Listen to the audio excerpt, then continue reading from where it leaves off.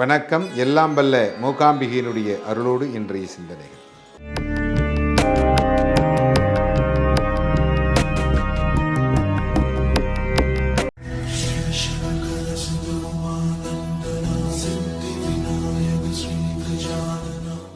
இந்த தர்மம் அப்படிங்கிறது வேற, தானம்ங்கிறது வேற. இதை பலமுறை நம்ம பேசியிருக்கோம். நமக்கென்று ஒரு தர்மத்தை நாம் வைத்து கொள்ள வேண்டும். ஒவ்வொரு தொழில் செய்கின்றவருக்கும் ஒரு தர்மம் இருக்கிறது. ஒவ்வொருத்தவங்களும் ஒவ்வொரு தொழில் பண்ணுறாங்க. அவங்கவுங்க தொழிலில் அவங்கவுங்க சரியாக நடந்து கொள்ளுகிறார்கள். அதுவும் ஒரு தர்மம். இப்போ முன்பெல்லாம் பார்த்தீங்கன்னா, ஒரு தொழில் செய்யக்கூடியவர்களை அந்த தொழில் சார்ந்த ஜாதியை சொல்லி அழைத்து கொண்டிருந்தார்கள். ஆனால் இப்போ அப்படிலாம் கிடையாது.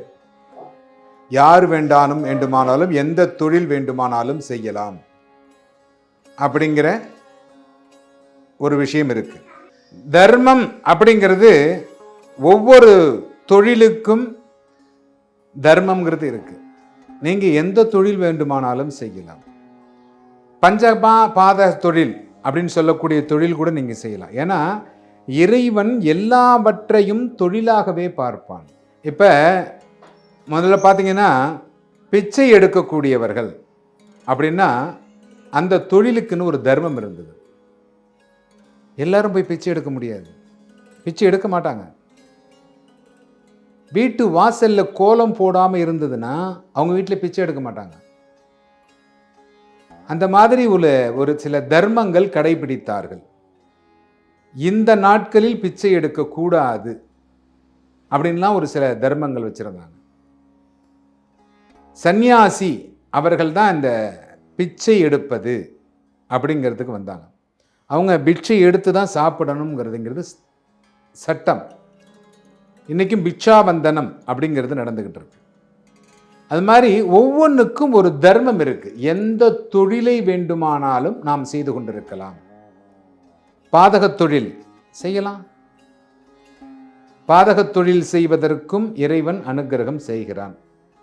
ஒரு திருடன் இருக்கான்னு வச்சுங்க,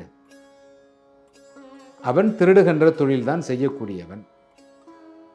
அவனுக்குன்னு ஒரு தர்மம் வச்சுப்பான். இந்த நாட்களில் திருட மாட்டேன், இது மாதிரி இருக்கக்கூடிய வீடுகளில் திருட மாட்டேன் அப்படின்னு ஒரு தர்மம் வச்சுப்பான். ஒருவன் என்ன பண்றான்னா, கொலை செய்யக்கூடிய தொழில், அதை தொழில்னு சொல்ல முடியாது. அவன்கிட்ட கொண்டு போய் பணத்தை இன்னைக்கு அதெல்லாம் நடந்துகிட்டு இருக்கு. நடக்காமலாம் இல்லை.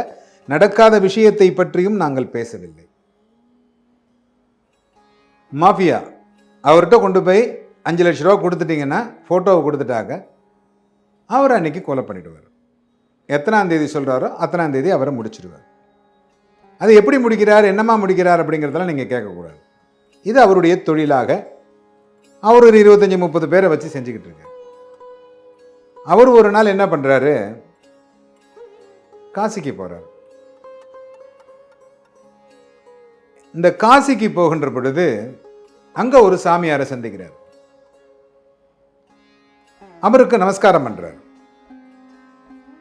சாமி, உங்களுக்கு ஏதாவது நான் கொடுக்கணும்னு ஆசைப்படுறேன். உங்களுக்கு என்ன வேணும் கொடுங்க. என்னிட்ட பணம் நிறையா இருக்கு. உங்களுக்கு என்ன வேணும் கேளுங்க, நான் தர்றேன். உடனே அந்த சாமி சொல்றாரு, நீ எனக்கு தர வேண்டும் என்று ஆசைப்படுவது, நான் கேட்கறத நீ கொடுப்பியா? கண்டிப்பா தரேன் சாமி. ஏன்னா அந்த சாமியாருக்கு இவர் என்ன செய்கிறார் அப்படிங்கிறது தெரியும். நீங்க இமயமலை சாரல், இமயமலை அடிவாரத்தில் போய் பார்த்தீங்கன்னா உங்க கண்ணுக்கு தெரியாத நிறைய சித்தர்கள், நிறைய சாதுக்கள் வாழ்ந்து கொண்டிருப்பார்கள்.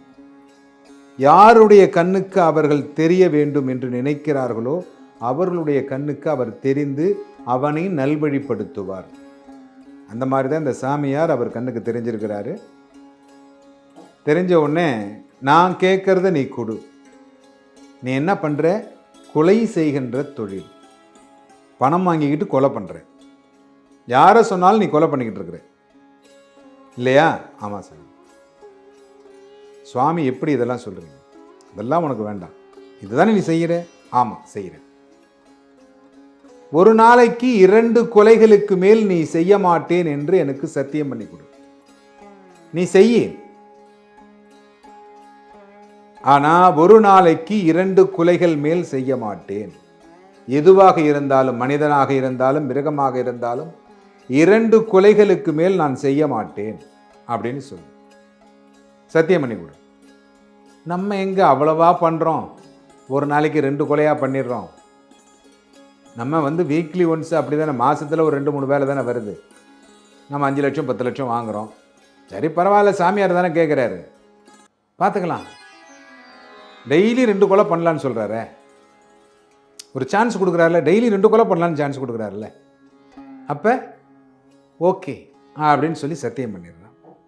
இது நடந்து முடிந்து விடுகிறது. இவனும் வீட்டிற்கு வந்து விடுகிறான். இறைவன் ஒருவனை காப்பாற்ற வேண்டும் என்று நினைத்து விட்டால் அவன் எவ்வளவு மோசமான நிலைமையில் இருந்தாலும் அவனை அப்படியே மேலே தூக்கி வந்து உங்களை வாழ வைப்பான். அவன்தான் இறைவனாகப்பட்டவன். நம்பணும். நம்பிக்கை மட்டும்தான் வாழ்க்கை. ஏன்னா இன்னைக்கு நம்பிக்கை இல்லாதவர்கள் தான் எல்லா இடங்களிலும் பிரதிபலிக்கிறார்கள். அறிவியல் அறிவியல் என்று சொல்லி எல்லா இடத்திலும் அறிவியல் அறிவியல் என்று சொல்லி நம்முடைய நம்பிக்கையை குழி தோண்டி புதைத்து கொண்டிருக்கிறார்கள். என்ன பண்றாரு? இவர் வந்துட்டாரு, வந்து வீட்டில் வாழ்ந்துகிட்டு இருக்காரு. அன்றைய தினம் இவருக்கு ஒரு கட்டளை வருகிறது. என்ன கட்டளைன்னா, ஒருவருடைய மனைவியை கொலை செய்ய வேண்டும். அந்த மனைவியை கொலை செய்ய வேண்டும் அப்படிங்கிறதுக்காக இவருக்கு ஒரு கட்டளை வருகிறது. சரி, நாளைக்கு தானே முடிச்சிடலாம். இவர் இந்த சாமியாருக்கு கொடுத்த கதை எல்லாமே தன்னுடைய மனைவி இடத்திலே சொல்லி இருக்கிறார். இந்த மாதிரி நான் போனேன், காசியில் ஒரு சாமியாருக்கு சத்தியம் பண்ணி கொடுத்தேன், ஒரு நாளைக்கு 2 கொலை பண்ணிக்கலாம் அப்படின்ட்டாரு அப்படின்னு பெருமையாக இங்கே சொல்லிட்டார். இதை இந்த அம்மாவும் கேட்டுக்கிட்டு இருந்தது. நாளைக்கு செஞ்சுக்கலாம் அப்படின்னு முடிவு பண்ணிட்டாங்க. நாளைக்கு அந்த பெண்மணியை கொலை செய்ய வேண்டும். முதல் நாள் மாலை இவருடைய மாமனார் மைத்துனர் எல்லாம் ஊர்லேருந்து வராங்க. நைட்டு தங்கிடுறாங்க. காலம்பரை இவர் வேலைக்கு கிளம்பணும், இவருடைய தொழிலுக்கு போகணும். பொண்டாட்டி என்ன பண்ணா, அவரை கூப்பிட்டு, நம்ம வீட்டில் 2 கோழி இருக்கு இல்லையா, எங்கள் அப்பா அம்மாலாம் வந்திருக்கிறாங்க. கிராமத்துலலாம் முன்னாடி பார்த்தீங்கன்னாக்க அதுதான் விருந்தாளிகளுக்கு கொடுக்குற உணவாக இருக்கும். இப்போ பார்த்தீங்கன்னா தெருவுக்கு தெரு கடை இருக்குது, போய் வாங்கிட்டு வந்துடுறீங்க. அப்போ அதெல்லாம் கிடையாது. வீட்டில் கிராமத்தில் இருக்கக்கூடிய பொருளை வைத்துத்தான் வந்த விருந்தாளிக்கு உணவு படைப்பார்கள். என்ன பண்ணாங்க, இந்த 2 கோழியையும் அறுத்து கொடுத்துட்டு போப்பா, நான் வந்தவங்களுக்கு சமைச்சு போடணும். 1 அறுத்தா பத்தாது, 2 கட் பண்ணி கொடு, நான் சமைச்சு வைக்கிறேன், நீ வேலைக்கு போயிட்டு வந்துடு, வந்தோன்னா மத்தியான சாப்பாடு சாப்பிடலாம். ஓகே. எப்பொழுதுமே இவர் என்ன பண்ணுவாருன்னா, பொண்டாட்டிக்கிட்ட தண்ணியை வாங்கி குடிச்சிட்டு ஒரு 10 நிமிஷம் திண்ணையில் உட்காந்துருந்துட்டு அதுக்கப்புறம் கிளம்புறது இவருடைய வழக்கம். போனார், கோழி அறுத்தார், கையில் கொடுத்தாரு, உரிச்சு கொடுத்துட்டு அந்த வேலையெல்லாம் பக்குவப்படுத்தி கொடுத்துட்டு வந்து குளித்து திரும்பவும் ரெடி ஆகிட்டார். ஏன்னா அந்த பொண்ணை போய் கொலை பண்ணணும். வாசப்படியில் உட்காந்துட்டு தண்ணி கேட்குறாரு, தண்ணி எடுத்துகிட்டு வருது அந்த அம்மா. என்ன இன்றைக்கும் போகிறீங்களா? ஆமாம் போகிறேன். இன்றைக்கி எப்படி போவீங்க? ஏன் இன்றைக்கி போனால் என்ன? இல்லை, ஒரு நாளைக்கு 2 கொலை மேலே செய்யக்கூடாதுன்னு சொல்லியிருக்காருல்ல அந்த சாமி. ஆமாம், இன்றைக்கி 1 கொலை தானே பண்ண போகிறேன். முதலே 2 கோழியை முடிச்சிட்டிங்கல்ல, உயிர் தானே, முதலே 2 கோழியை முடிச்சிட்டிங்கல்ல, நீங்கள் நாளைக்கு வேணால் அதை செய்யுங்க, இன்றைக்கி செய்யக்கூடாது. ஏன்னா சாமியார்கிட்ட சத்தியம் பண்ணி கொடுத்துருக்குறீங்க, இன்றைக்கி அதை செய்யாதீங்க அப்படின்னு சொன்னாங்க. என்னடா இது, சாமியார்கிட்ட சத்தியம் பண்ணி கொடுத்தது வேற தப்பாகி போயிடுச்சு.